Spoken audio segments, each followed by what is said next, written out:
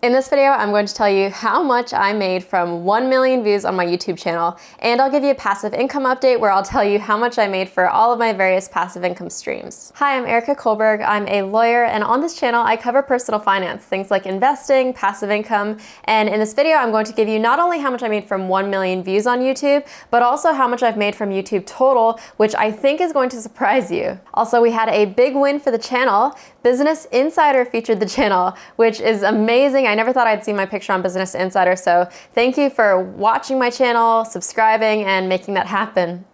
Just to get you up to speed, I've done 2 other passive income update videos, and this one was my very first one. It's about how I wanted to build $200,000 of passive income this year starting from zero, and then this one was the update that I did in March. So my big goal this year is I want to build $200,000 of passive income starting from scratch through all of these different income streams that you see here.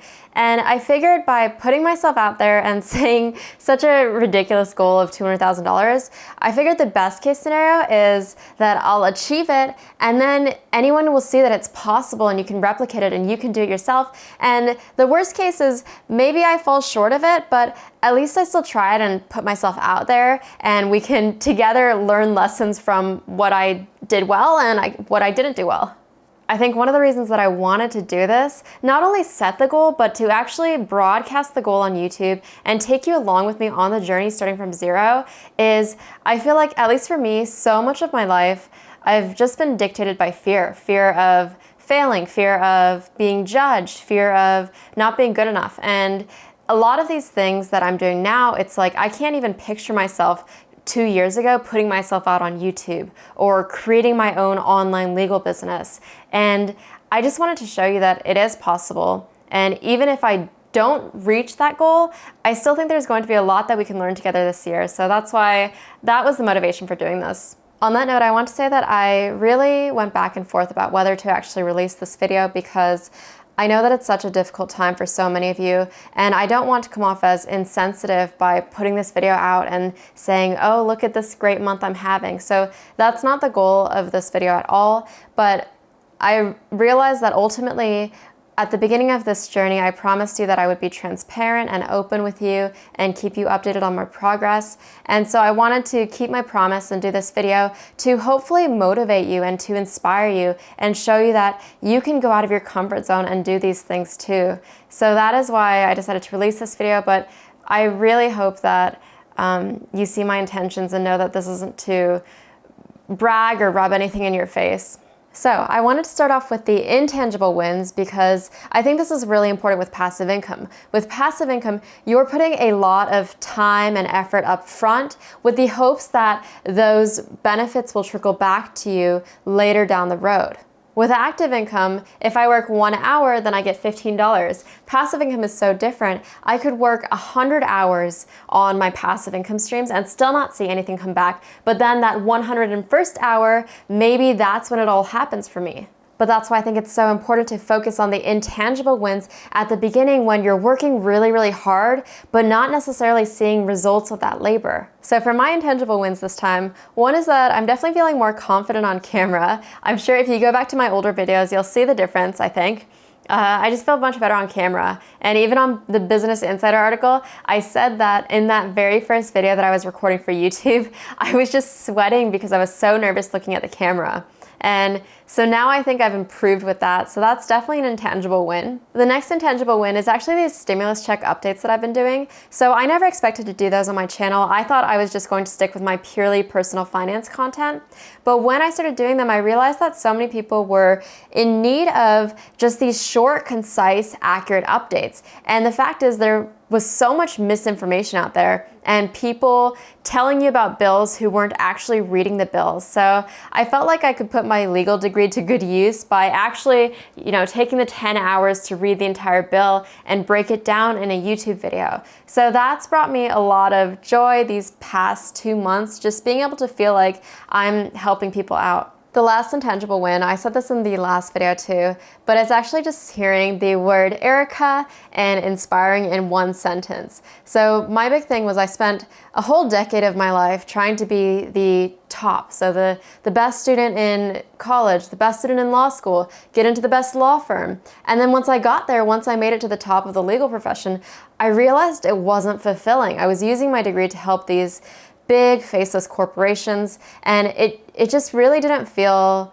fulfilling. So the fact that now, almost on a weekly basis, I hear the word Erica and inspiring in one sentence is just incredible, and it's just the best win I can have. Now what you've been waiting for, how much I made from 1 million views on my YouTube channel, and then I'll also go over the other passive income streams too and how much I've made from each of those. On YouTube, in order to run ads on your channel to make money, you have to meet 2 criteria. 1, you have to have at least 1,000 subscribers, and then 2, you have to have 4,000 hours of watch time.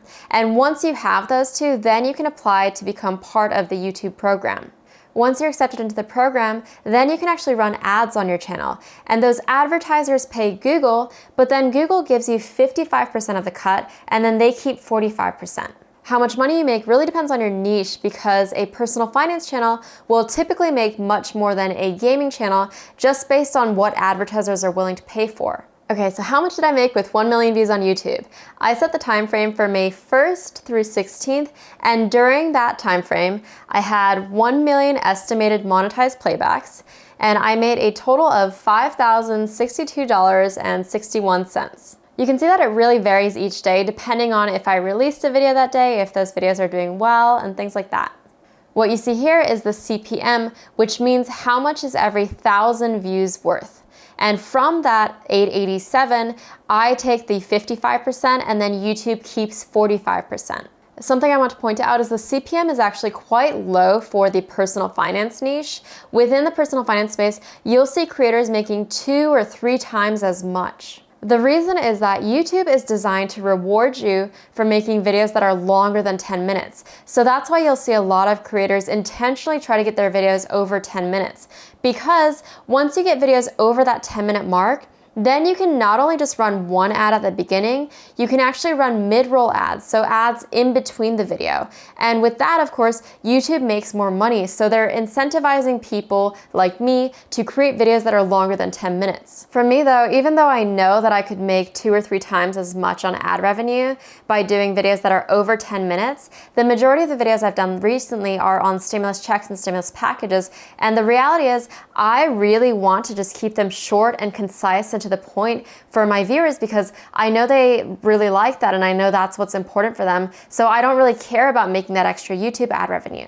Before I go over the other passive income streams and what I've made from those, I want to go over the few lessons that I've taken away in the last few months since we last spoke about passive income. And I think one of them is when you're building up passive income, some things are more important than just your financial monetary goal. A good example is what we were just talking about, how if I extended my stimulus videos over 10 minutes and really tried to drag them out to that 10-minute mark, I could make 2 or 3 times as much with ad revenue, but that's really not my priority. My priority is just getting accurate, valuable content to my audience in a short period of time because they don't have time to waste. Another one is to be willing to experiment and pivot. Obviously, my big pivot was doing these stimulus videos, which wasn't what I was typically covering on my channel. And because of that, I saw my channel grow in a way that I couldn't have ever imagined. Another one is to be okay with the no's. I think when you're building an online business like this, you're going to get a lot of no's, and I get probably 10 no's for every yes that I get, but it just gets easier and you get used to hearing the rejection, and the key is just to not let those no's stop you from asking. Another big one for me is to focus on the things that you can control. For YouTube at least, my goal has always been output based. So I wanted to create 52 videos in a year, 1 per week, no matter what. Even if no one watched them, I was going to do it regardless. Because the fact is, there are a lot of elements that I can't control. I cannot control how many subscribers I get. I cannot control how many views I get. But what I can control is putting out really high quality videos. I can control how many videos I put out. So I try to focus on those things and not on the things that I really have no control over. Before I get into the money, just one more thing. I think the big lesson that I've taken away these last few months is just how important it is to stay consistent, because I really do think most people will give up before they even see success, because it is hard to stay consistent when you're not necessarily seeing the results that you want. That's why I think whatever you're doing to make money, whether you're doing the YouTube channel or an online business or coaching, it's so important to have a mission that's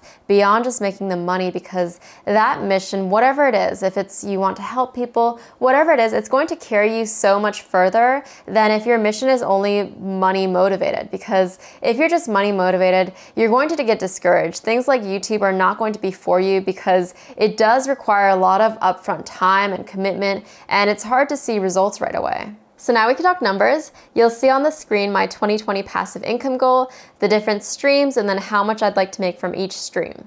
Last time I had all of the affiliates that I wanted to partner with separated out, but I've consolidated all of those. So I really have 6 income streams: the online legal business, plug-in law, YouTube ad revenue, YouTube sponsored videos, affiliates, the Olympics book, and partnership. And because the Olympics isn't happening this year, I'm going to switch out the Olympics ebook with some kind of other digital product that I haven't determined yet. So for the digital product and the partnerships, those are all still at 0. For the online legal business, that's actually been going a lot slower than I had hoped, just because there's a lot of technical stuff that I have to figure out and just making sure the products are really good. So growth has been slow for that, but I think this month in June, that's going to be like the official launch for Plug-in Law, so I'm excited for that. So in March for Plug-in Law, that was $150, in April, $386, and May, $623. For YouTube ad revenue, my specific goal was to get monetized in March, and that didn't happen, but it did happen at the very end of April, on April 28th. So for April, my ad revenue was $1,570, and then for May, it was $8,376. The next 2 are the sponsored videos and affiliates, and I think these numbers are actually going to surprise you. And the one note I have to give you here, in the interest of being fully transparent and open with you, is just because some of the terms and conditions of the affiliate programs and the sponsored videos that I'm doing, I can't disclose to you the exact numbers, but I've figured out a workaround for this. So the workaround is the sum of the sponsored videos and the affiliates is going to be accurate. So if I say I've made between the sponsored videos and affiliates $1,000, that's going to be accurate. What I'm going to switch up a bit just to legally protect myself is if I made $500 from sponsored videos and $500 from affiliates, I might switch that up a bit and just say I made $600 from sponsored videos and $400 from affiliates, just to make sure I don't get in any trouble. Now that we've cleared that up, so for sponsored videos, my specific goal was to get my first sponsored video in April, and it didn't happen in April, but it did happen in May. So for total sponsorships, it was $0 in March, $0 in April, and then $7,000 from sponsored videos in May.